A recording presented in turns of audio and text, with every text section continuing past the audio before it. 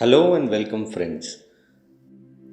अब तक हम रिच डैड पुअर डैड के 5 सबकों को कवर कर चुके हैं। आज हम सबक नंबर 6 के बारे में बात करेंगे।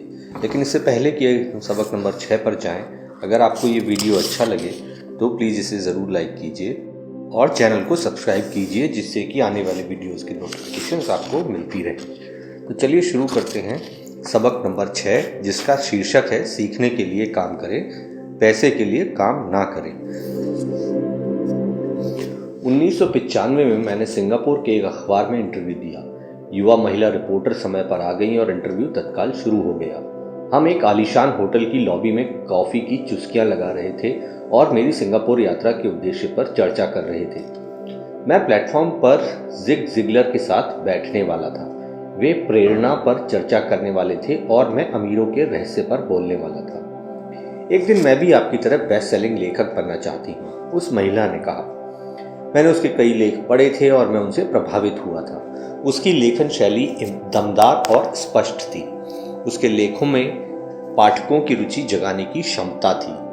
आपकी शैली बहुत बढ़िया है, मैंने जवाब में कहा। कौन सी चीज़ आपको अपने सपनों को हकीकत में बदलने से रोक रही है? मेरा काम कहीं का कहीं जाता है, उसने शांतिपूर्वक कहा। हर आदमी कहता है कि मेरे उपन्यास बढ़िया है, परंतु कुछ नहीं होता। इसलिए मैं अखबार के लिए काम कर रही हूँ। कम से कम इससे मेरा खर्चा तो चल जाता है। क्या आप इस बारे में कोई सुझाव देना चाहेंगे? हाँ बिल्कुल, मैंने उत्साह से कहा। सिंगापुर में मेरा दोस्त है। वह एक स्कूल चलाता है जहाँ लोगों को बेचने का प्रशिक्षण दिया जाता है। वह सिंगापुर में कई चोटी के कॉरपोरेशंस के लिए सेल्स ट्रेनिंग कोर्स चलाता है और मैं समझता हूँ कि उसके कोर्स में शामिल होने से आपका करियर बहुत ज़्यादा विकसित हो जाएगा। उसका शरीर सख्त हो गया। आप यह कहना चाहते हैं कि बेचना सीखने के लिए मुझे स्कूल जाना पड़ेगा? मैंने सहमति में सिर हिलाया। आप सचमुच ऐसा कह रहे हैं या मजाक कर रहे हैं? एक बार फिर मैंने सहमति में सिर हिलाया। इसमें गलत ही क्या है? मैं अब अपने शब्द वापस लेना चाहता था। उसे मेरी किसी बात से बुरा लग गया था और अब मैं सोच रहा था कि कितना अच्छा होता अगर मैंने उसे कुछ भी सुझाव नहीं दिया होता। उसकी मदद करने की कोशिश में अब मैं खुद के सुझाव की रक्षा करता नजर आ रहा था। मेरे पास अंग्रेजी साहित्य में मास्टर की डिग्री है। मैं सेल्समैन बनना सीखने के लिए स्कूल क्यों जाऊं? मैं एक प्रोफेशनल हूं। मैं एक प्रोफेशन में परीक्षित होने के लिए स्कूल गई थी ताकि मुझे सेल्समैन ना बनना पड़े। मैं सेल्समैनों से नफरत करती हूँ। उन्हें केवल पैसा चाहिए होता है। तो आप मुझे बताएं कि मैं सेल्स का अध्ययन क्यों करूं? अब वह अपना ब्रीफकेस ताकत से बंद कर रही थी। इंटरव्यू खत्म हो गया था। कॉफी टेबल पर मेरी एक बेस्ट सेलिंग पुस्तक रखी हुई थी। मैंने इसे उठाया और उसके द्वारा लिखे गए नोट्स को भी अपने दूसरे हाथ में रखा। क्या आप इसे देख सकती हैं? मैंने उसके नोट्स की तरफ इशारा किया। उसने अपने नोट्स पर नजर डाली। क्या? उसने उलझन में कहा। एक बार फिर मैंने उसके नोट्स की तरफ जानबूझकर इशारा किया।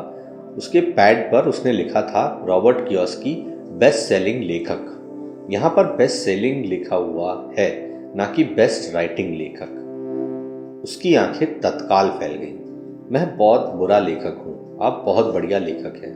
मैं सेल्स स्कूल गया हूँ, आपके पास मास्टर्स डिग्री है। दोनों को इकट्ठा कर लें और आप एक बेस्ट सेलिंग लेखक और बेस्ट राइटिंग लेखक बन सकती हैं। उसकी आंखों में गुस्सा था। मैं कभी इतने नीचे नहीं गिरूंगी कि बेचना सीखने के लिए प्रशिक्षण। आप जैसे लोगों को तो लिखना ही नहीं चाहिए। मैं एक प्रोफेशनल लेखक हूं और आप एक सेल्समैन हैं। यह सही नहीं है। उसने अपने बाकी के नोट्स भी समेट लिए और वह सिंगापुर की उस नम सुबह में तेजी से बाहर चली गई। कम से कम उसे अगले दिन मुझे एक अच्छा कवरेज दिया। दुनिया स्मार्ट, गुणी, शिक्षित और प्रतिभा संपन्न लोगों से भरी हुई है। हम उनसे हर दिन मिलते हैं। वे हमारे चारों तरफ हैं। कुछ दिनों पहले मेरी कार में कुछ गड़बड़ हो गई थी। मैं गैरेज में गया और युवा मैकेनिक ने उसे कुछ मिनटों में ही ठीक कर दिया। इंजन की आवाज सुनकर ही उसे समझ आ गया था कि गड़बड़ कहाँ थी। मैं हैरान था। दुखद सच तो यह है कि प्रतिभा ही पर्याप्त नहीं होती। मुझे लगातार यह देख देख कर झटका लगता है कि प्रतिभा संपन्न लोग कितना कम कमा पाते हैं। मैंने अभी हाल ही में सुना है कि 5% से भी कम अमेरिकी एक साल में $1 लाख से ज़्यादा कमा पाते हैं। मैं ऐसे प्रतिभाशाली और उच्च शिक्षित लोगों से मिला हूँ जो एक साल में $20,000 से भी कम कमा पाते हैं। मेडिकल व्यवसाय में विशेषज्ञता रखने वाला एक व्यावसायिक सलाहकार मुझे बता रहा था कि कितने डॉक्टर, दंत चिकित्सक और दूसरे लोग पैसे की समस्या से जूझ रहे हैं, और मेरी सोच यह थी कि एक बार डॉक्टर बनने के बाद तो पैसा उनके घर बरसने लगता होगा। इस व्यावसायिक सलाहकार ने मुझे एक बढ़िया वाक्य दिया, वे भारी दौलत से सिर्फ एक दक्षता दूर हैं। इस वाक्य का यह मतलब है कि ज़्यादातर लोगों को केवल एक और दक्षता सीखने की ज़रूरत होती है और इसके बाद उनकी आमदनी अपने आप बहुत ज़्यादा बढ़ जाएगी। मैं पहले ही बता चुका हूँ कि फाइनेंशियल बुद्धि अकाउंटिंग, निवेश, मार्केटिंग और कानून का समन्वय है। इन 4 तकनीकी दक्षताओं को मिला दें और पैसे से पैसा बनाना ज़्यादा आसान हो जाएगा। जब पैसे की बात आती है तो ज़्यादातर लोगों में केवल ज़्यादा कड़ी मेहनत करने की दक्षता होती है। दक्षताओं के समन्वय का एक अच्छा उदाहरण अखबार की उस रिपोर्टर का है। अगर वह सेल्स और मार्केटिंग के क्षेत्र में दक्षता हासिल कर ले तो उसकी आमदनी हवा से बातें कर सकती है। अगर मैं उसकी जगह होता तो मैं एडवर्टाइजिंग, कॉपीराइट और सेल्स के कोर्स में शामिल हो जाता। फिर अखबार में काम करने के बजाय मैंने किसी एडवर्टाइजिंग एजेंसी में नौकरी खोजी होती। चाहे इस काम में वेतन कम भी मिलता, परंतु इससे वह यह सीख जाती कि सफल एडवर्टाइजिंग में प्रयुक्त होने वाले शॉर्टकट का प्रयोग किस तरह होता है। उसे अपना कुछ समय जनसंपर्क में भी देना होता, जो एक महत्वपूर्ण दक्षता है। वह यह भी सीखती कि मुफ्त प्रचार में किस तरह लाखों कमाए जाते हैं।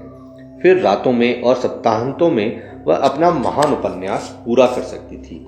जब वह पूरा हो जाता तो वह अपनी पुस्तक को बेचने के लिए ज्यादा अच्छी स्थिति में होती। फिर कुछ ही समय में वह एक बेस्ट सेलिंग लेखिका हो सकती थी। जब मैंने अपनी पहली पुस्तक if you want to be rich and happy don't go to school छपवाई तो एक प्रकाशक ने मुझे यह सुझाव दिया कि मैं शीर्षक को बदलकर द इकोनॉमिक्स ऑफ एजुकेशन कर दूं। मैंने प्रकाशक से साफ कह दिया कि इस तरह के शीर्षक से पुस्तक की कुल 2 प्रतियां ही बिकेंगी। एक तो मेरा परिवार खरीदेगा और दूसरा मेरा सबसे अच्छा दोस्त। दिक्कत यह है कि दोनों ही इसे मुफ्त में पाने की आशा करेंगे। If you want to be rich and happy don't go to school शीर्षक को जानबूझकर चुटीला बनाया गया था, क्योंकि मैं जानता था कि ऐसा करने से इसे हजारों टन प्रचार मिल जाएगा।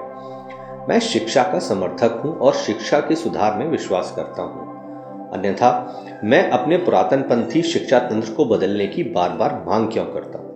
इसलिए मैंने एक ऐसा टाइटल चुना जो टीवी और रेडियो शो पर ज्यादा प्रचारित हो सकता था, सिर्फ इसलिए क्योंकि मैं विवादास्पद होने से नहीं डरता। कई लोगों का विचार था कि मैं फ्रूट केक था, परंतु बस पुस्तक बिकी और बहुत बिकी। जब मैं यूएस मर्चेंट मरीन एकेडमी में 1969 में ग्रेजुएट हुआ तो मेरे पढ़े लिखे डैडी खुश हुए। स्टैंडर्ड ऑयल ऑफ कैलिफोर्निया ने मुझे अपने ऑयल टैंकर फ्लीट में काम दे दिया। मैं 3rd मेट था और हालांकि मेरी तनख्वाह मेरे सहपाठियों की तुलना में कम थी, परंतु कॉलेज के बाद पहले काम के हिसाब से ठीक थी। मेरी शुरुआती तनख्वाह $42,000 प्रति वर्ष थी, जिसमें ओवरटाइम भी शामिल था और मुझे केवल 7 महीने काम करना पड़ता था। बाकी के 5 महीने मेरी छुट्टियां होती थी। अगर मैं चाहता तो मैं एक सहायक शिपिंग कंपनी के साथ वियतनाम जा सकता था और अपनी 5 महीनों की छुट्टियों के बदले में अपनी तनख्वाह दुगनी कर सकता था। मेरे सामने एक बहुत बढ़िया करियर था, परंतु मैंने 6 महीने बाद ही इस्तीफा दे दिया और मरीन कॉर्प्स में भर्ती हो गया ताकि मैं हवाई जहाज उड़ाना सीख सकूं। मेरे पढ़े लिखे डैडी का दिल टूट गया। अमीर डैडी ने मुझे बधाइयां दी। स्कूल और नौकरी में विशेषज्ञता का विचार एक लोकप्रिय विचार है, यानी कि ज्यादा धन कमाने के लिए या प्रमोशन हासिल करने के लिए आपको विशेषज्ञता हासिल करने की जरूरत है। इसीलिए मेडिकल डॉक्टर्स तत्काल बाल रोग विशेषज्ञ या अस्थि रोग विशेषज्ञ जैसी विशेषज्ञता हासिल करने में जुट जाते हैं। यही अकाउंटेंट्स, आर्किटेक्ट्स, वकीलों, पायलटों और बाकी लोगों के बारे में सही है। मेरे पढ़े लिखे डैडी इसी विचारधारा में विश्वास रखते थे, इसीलिए वे डॉक्टरेट मिलने के बाद रोमांचित हो गए थे। वे अक्सर यह मानते थे कि स्कूल में ऐसे लोगों का सम्मान किया जाता है जो कम से कम चीज़ों के बारे में ज़्यादा से ज़्यादा पढ़ते हैं। अम्मी डैडी मुझसे इसका ठीक उल्टा करने के लिए प्रोत्साहित करते थे।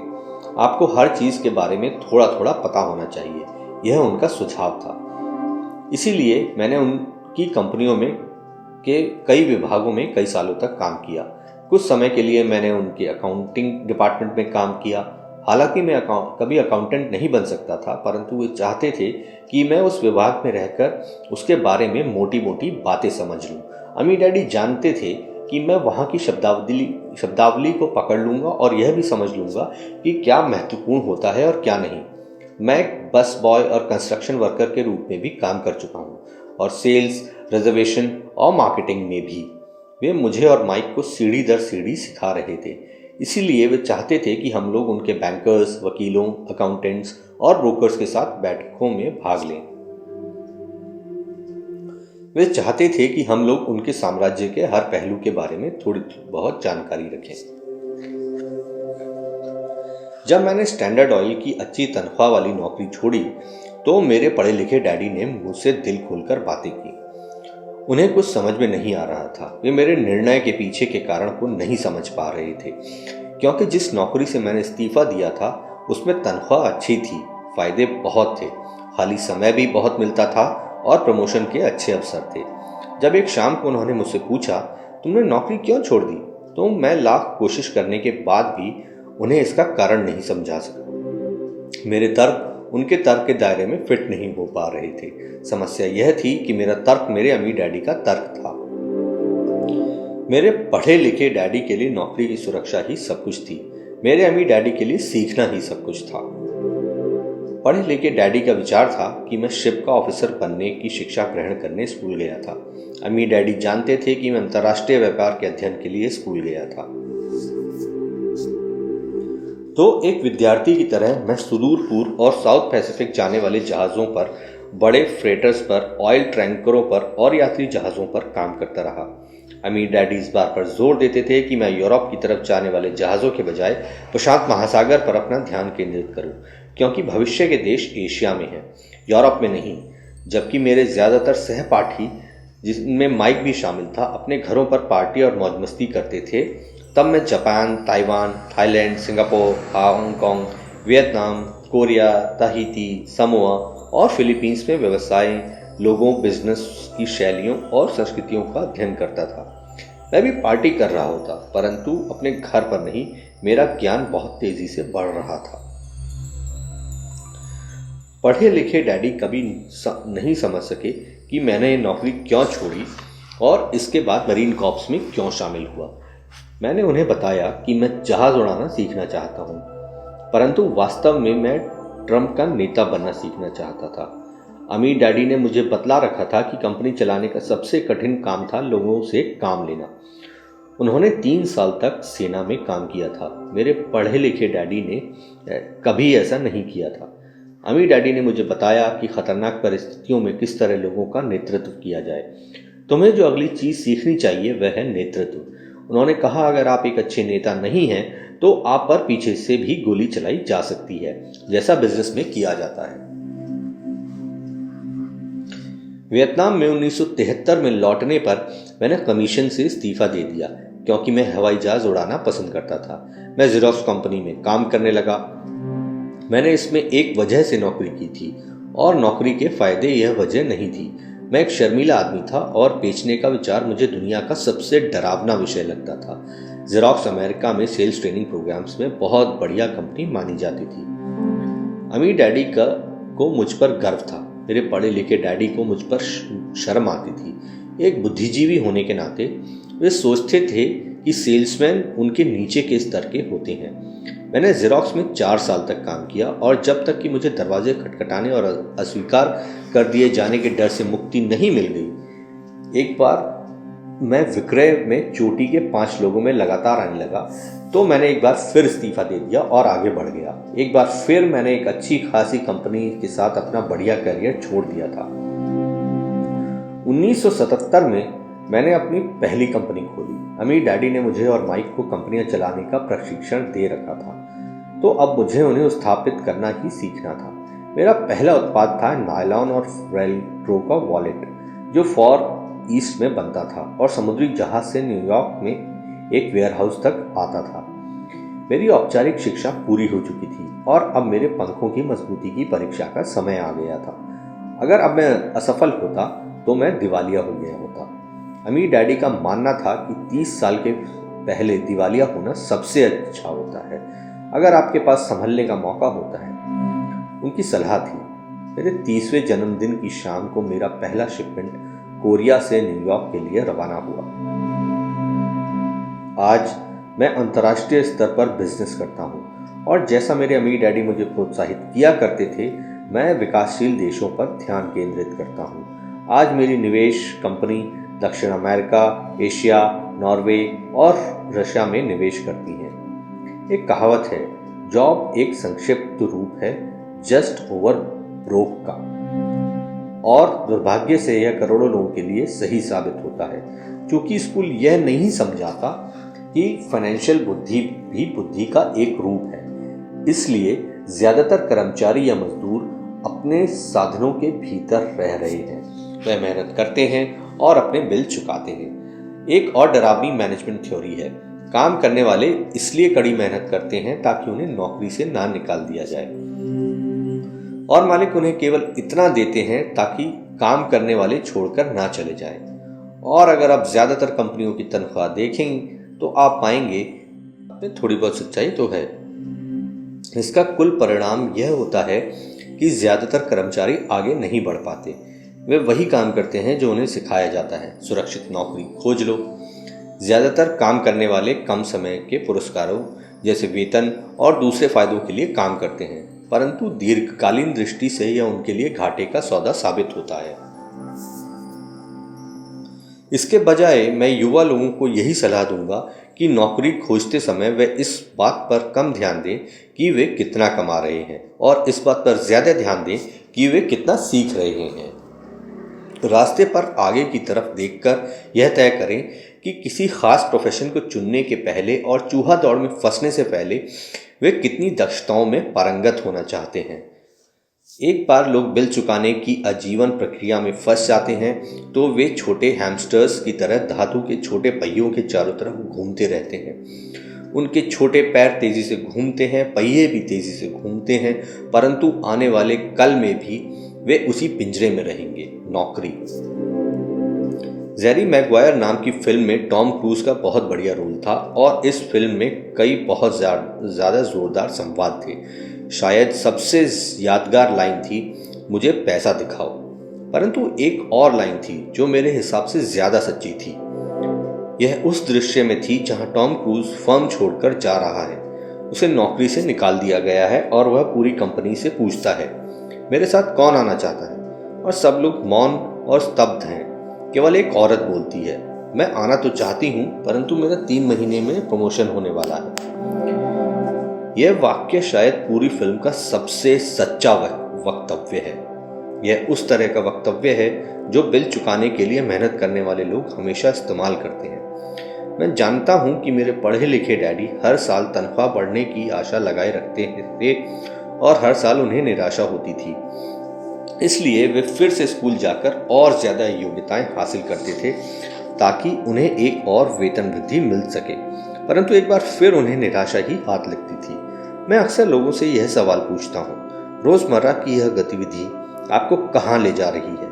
छोटे हैमस्टर की तरह लोगों को यह देखना चाहिए कि उनकी कड़ी मेहनत का नतीजा क्या निकल रहा है, उनका भविष्य कैसा होगा। Cyril Brickfield the American Association of Retired People के भूतपूर्व एग्जीक्यूटिव डायरेक्टर का कहना है कि प्राइवेट पेंशन की हालत बहुत खराब है।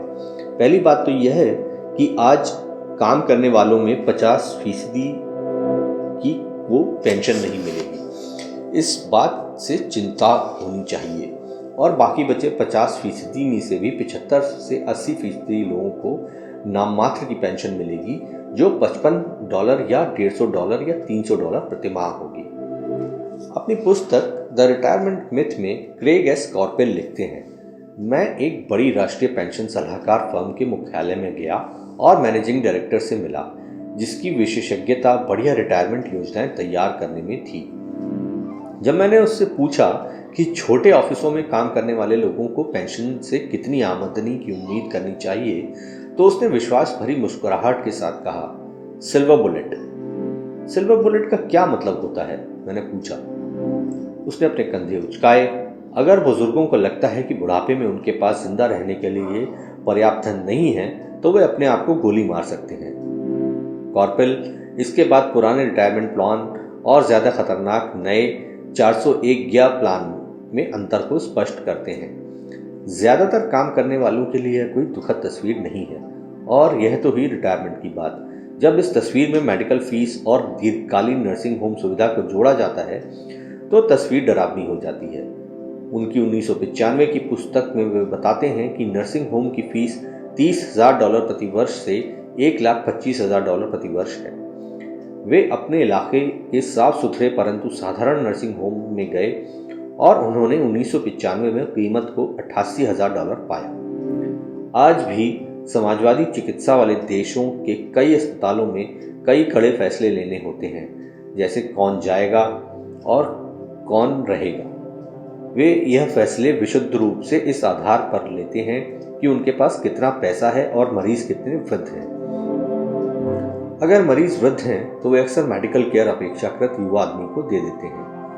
बूढ़ा गरीब मरीज लाइन में सबसे पीछे खड़ा रहता है। तो जिस तरह अमीर लोग बेहतर शिक्षा हासिल कर सकते हैं, उसी तरह अमीर लोग अपने आप को जिंदा भी रख सकते हैं, जबकि जिनके पास दौलत नहीं है वे मर जाएंगे। तो मैं हैरान हो जाता हूँ कि क्या कर्मचारी भविष्य में देख पा रहे हैं, या उनकी भविष्य की दृष्टि केवल उनकी अगली तनख्वाह तक ही जाती है और वे अपने आप से कभी दूरगामी भविष्य के बारे में सवाल ही नहीं करते। जब मैं ज्यादा पैसे कमाने की इच्छा रखने वाले वयस्कों के सामने बोलता हूँ तो मैं हमेशा एक ही चीज की सलाह देता हूँ। मैं यह सुझाव देता हूँ कि वे अपने जीवन के एक बारे में लंबा दृष्टिकोण रखें। केवल पैसे और सुरक्षा के लिए काम करने के बजाय, जो हालांकि महत्वपूर्ण है, मैं सुझाव देता हूं कि वे एक और काम करने लगें जो उन्हें एक और दक्षता सिखा दे। अगर वे सेल्स तकनीकें सीखना चाहते हैं तो मैं अक्सर उन्हें किसी नेटवर्क मार्केटिंग कंपनी में शामिल हो जाने के लिए कहता हूं, जिसे मल्टी लेवल मार्केटिंग भी कहा जाता है। इनमें से कुछ कंपनियों के प्रशिक्षण कार्यक्रम बहुत बढ़िया होते हैं, जो लोगों के मन में झिझक और असफलता के डर को निकाल देते हैं और लोगों के असफल होने का मुख्य कारण होते हैं। लंबे समय में शिक्षा धन से ज्यादा बहुमूल्य है। जब मैं सुझाव देता हूं तो अक्सर लोगों की प्रतिक्रिया होती है, पर इसमें बहुत झंझट है, या मैं केवल वही करना चाहता हूं जिसमें मेरी रुचि है। इसमें बहुत झंझट है कि जवाब में मैं पूछता हूं, तो आप जिंदगी भर सिर्फ इसलिए काम करते रहेंगे ताकि आप आय में से 50% आप सरकार को दे दें? दूसरे वक्तव्य, मैं केवल वही करना चाहता हूं जिसमें मेरी रुचि है, के जवाब में मैं कहता हूं, मैं जिम जाने में बिल्कुल रुचि नहीं रखता हूं, परंतु मैं वहां इसलिए जाता हूं ताकि मैं ज्यादा फिट हो सकूं और ज्यादा समय तक जिंदा रह सकूं। दुर्भाग्य से उस पुरानी कहावत में कुछ सच्चाई है। आप एक बूढ़े कुत्ते को नई चालबाजी नहीं सिखा सकते। जब तक कोई आदमी बदलने के लिए तैयार ना हो, बदलना बहुत कठिन होता है। परंतु लोगों के लिए जो कुछ नया सीखने के विचार से प्रेरित हो सकते हैं और दोराहे पर खड़े हैं, मेरा सुझाव यही है। जिंदगी बहुत हद तक जिम जाने की ही तरह है। इसमें सबसे दर्द भरा हिस्सा वहां जाने का फैसला लेना है। एक बार आप यह फैसला कर लेते हैं तो बाकी सब आसान हो जाता है। ऐसे कई दिन आए हैं जब मैं जिम जाने के नाम से कांप जाता हूं, परंतु एक बार मैं वहां पहुंच जाता हूं और काम शुरू कर देता हूं तो मुझे इसमें मजा आने लगता है। जब मैं वहां से निकलता हूं तो मुझे हमेशा खुशी होती है कि मैं वहां गया था। अगर आप कुछ नया सीखने के प्रति अनिच्छुक हों और इसके बजाय आप अपने क्षेत्र में बहुत विशेषज्ञता हासिल करने पर जोर देते हो, तो यह सुनिश्चित कर लें कि जिस कंपनी के लिए आप काम कर रहे हैं वहां यूनियन हो। लेबर यूनियनें विशेषज्ञों की रक्षा के लिए ही बनाई जाती हैं। मेरे पढ़े लिखे डैडी जब गवर्नर की कृपा दृष्टि से दूर हो गए तो वे हवाई में टीचर्स यूनियन के अध्यक्ष हो गए। उन्होंने मुझे बताया कि यह उनके द्वारा किया गया सबसे कठिन काम था। मेरे अमीर डैडी ने दूसरी ओर जिंदगी भर यह कोशिश की कि उनकी कंपनियों में यूनियन न बन पाए। वे सफल हुए, हालांकि यूनियन काफी करीब आ गई थी, परंतु अमीर डैडी हमेशा उन्हें दूर रखने में कामयाब हो जाते थे। व्यक्तिगत रूप से मैं किसी का पक्ष नहीं लेता, क्योंकि मुझे दोनों ही बातों में फायदे दिखते हैं और उनकी जरूरत दिखती है। अगर आप स्कूल द्वारा सुझाए रास्ते पर चलते हैं, उच्च विशेषज्ञता हासिल करते हैं, तो फिर आप यूनियन की सुरक्षा में चले जाएं। उदाहरण के लिए, अगर मैं अपने हवाई जहाज उड़ाने के करियर में गया होता तो मैंने ऐसी कंपनी पसंद की होती जिसकी पायलट यूनियन बहुत तगड़ी होती। क्यों? क्योंकि मेरी जिंदगी केवल एक दक्षता को सीखने के लिए समर्पित होती, जिसका मूल्य केवल एक उद्योग में ही हो सकता था। अगर मुझे उस उद्योग से निकाल दिया गया होता तो मेरे जीवन की दक्षताएं किसी दूसरे उद्योग में उतनी बहुमूल्य नहीं होती। अगर किसी वरिष्ठ पायलट को निकाल दिया जाए जिसके पास हवाई उड़ान का 1 लाख घंटे का अनुभव हो और जो हर साल $1,50,000 कमा रहा हो, तो उसे स्कूल टीचिंग में इतनी ज़्यादा कमाई वाली बराबरी का काम ढूंढने में बहुत दिक्कत आएगी। दक्षताएं एक उद्योग से दूसरे उद्योग में ट्रांसफ़र नहीं होती, क्योंकि एयरलाइन उद्योग में जिन दक्षताओं की ज़रूरत होती है और जिसके लिए पायलटों को ज़्यादा वेतन दिया जाता है, वह स्कूल सिस्टम में उतनी महत्वपूर्ण नहीं होती।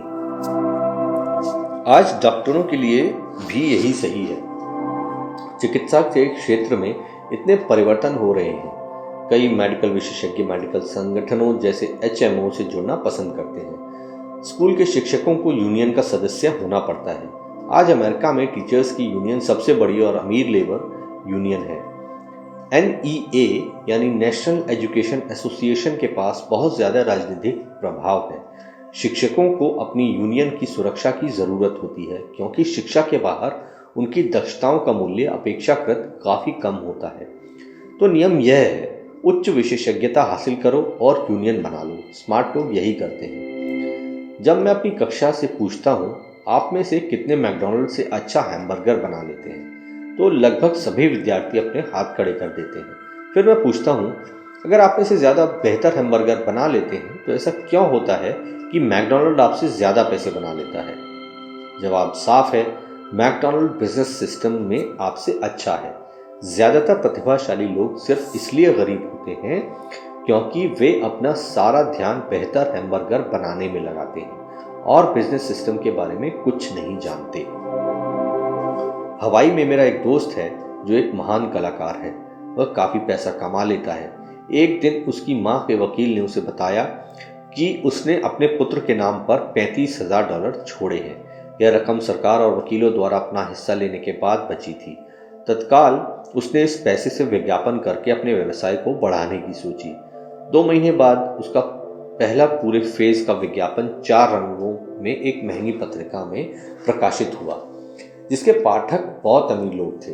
यह विज्ञापन 3 महीने तक चला।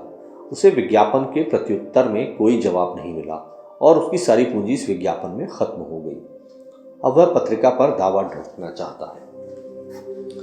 यह एक ऐसे आदमी का सामान्य उदाहरण है जो एक बेहतरीन हैमबर्गर बना सकता था, परंतु बिजनेस की बिल्कुल समझ नहीं रखता है।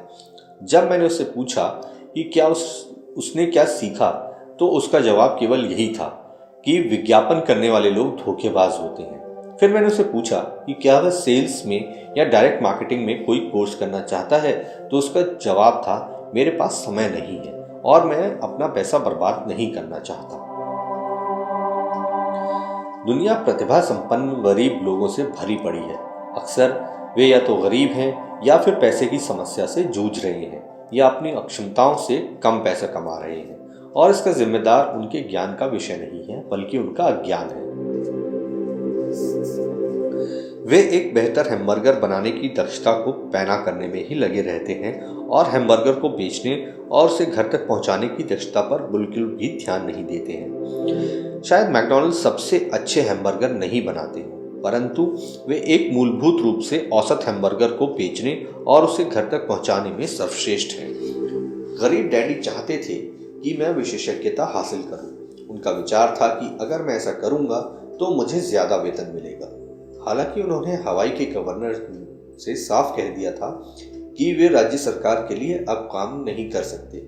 फिर भी मेरे पढ़े लिखे डैडी मुझे विशेषज्ञता हासिल करने के लिए प्रोत्साहित किया करते थे। पढ़े लिखे डैडी ने टीचर्स यूनियन का काम संभाल लिया था। और वे उच्च शिक्षित और निपुण प्रोफेशनल्स के लिए और ज़्यादा सुरक्षा और फायदों के लिए अभियान छेड़ रहे थे। हम में इस बात पर काफ़ी बहस हुई, परंतु मैं जानता हूँ कि वे इस बात पर कभी सहमत नहीं हुए कि ज़्यादा विशेषज्ञता के कारण ही यूनियन के संरक्षण की ज़रूरत होती है।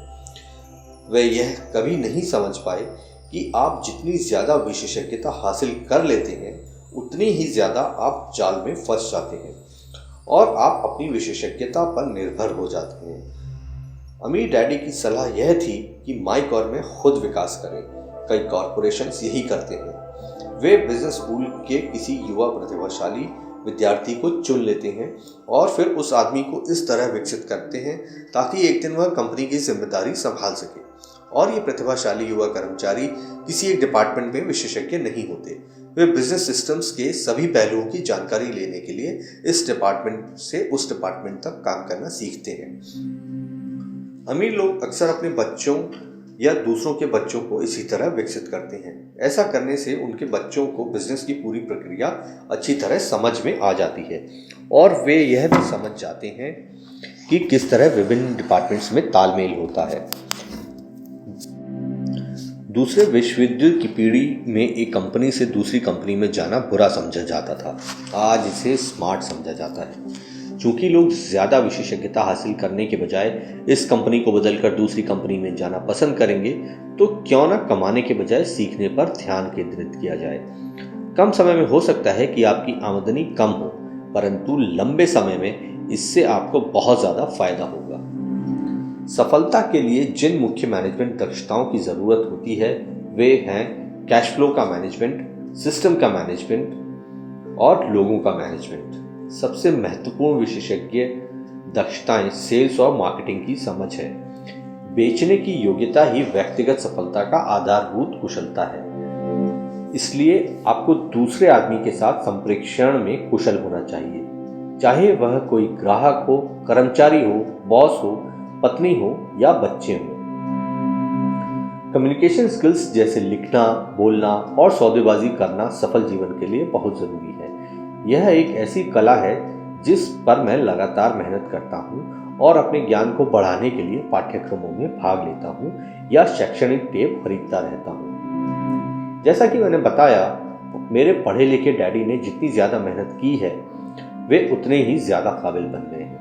उन्होंने जितनी ज़्यादा विशेषज्ञता हासिल की वे उतने ही ज़्यादा फंसते चले गए। हालांकि उनकी तनख्वाह बढ़ी, परंतु उनके विकल्प कम होते चले गए। जब उन्हें सरकारी नौकरी से हटा दिया गया तभी उन्हें पता चला कि वे व्यवसाय की दृष्टि से कितने जोखिम में थे। यह तो उसी तरह का मामला हो गया जैसे प्रोफेशनल एथलीट्स को अचानक चोट लग जाए या वह खेलने के लिए ज़्यादा बूढ़ा हो जाए।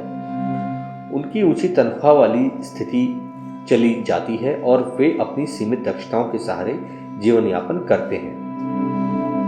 मैं सोचता हूँ कि इसलिए मेरे पढ़े लिखे डैडी बाद में यूनियनों के इतने समर्थक बन गए थे। उन्होंने यह महसूस कर लिया था कि यूनियन ने उन्हें कितना ज्यादा फायदा दिलाया होता। अमीर डैडी माइक और मुझे सभी चीजों के बारे में थोड़ी थोड़ी जानकारी रखने के लिए प्रोत्साहित करते थे।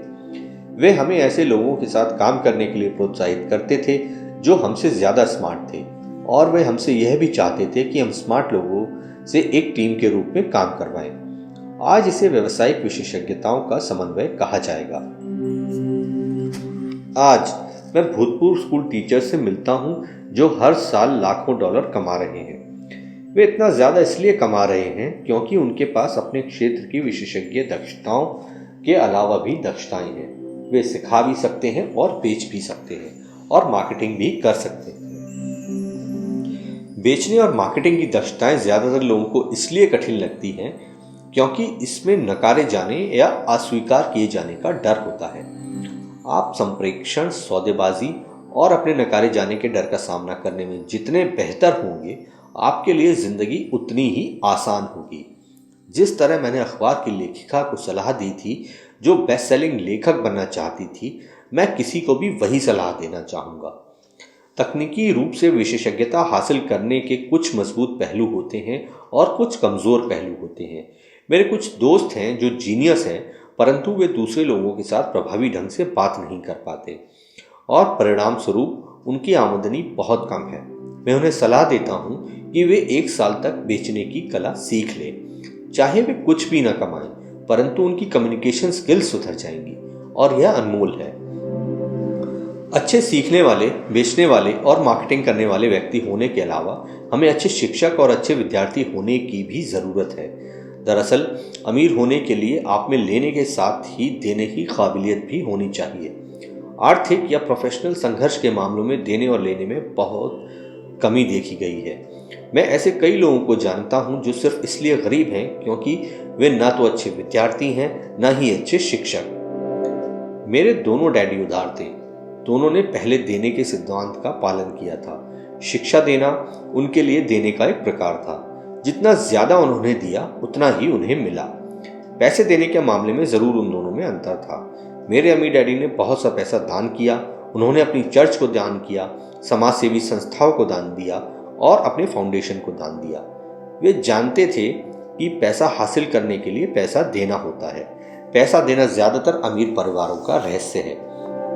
इसलिए रॉकफेलर फाउंडेशन और फोर्ड फाउंडेशन जैसे संगठन काम कर रहे हैं। यह संगठन उनकी संपत्ति को लेते हैं, उसे बढ़ाते हैं और लगातार देते रहते हैं। मेरे पढ़े लिखे डैडी हमेशा कहा करते थे, जब मेरे पास अतिरिक्त पैसा होगा मैं उसे दान में दूंगा। समस्या यह थी कि उनके पास कभी अतिरिक्त पैसा नहीं आया।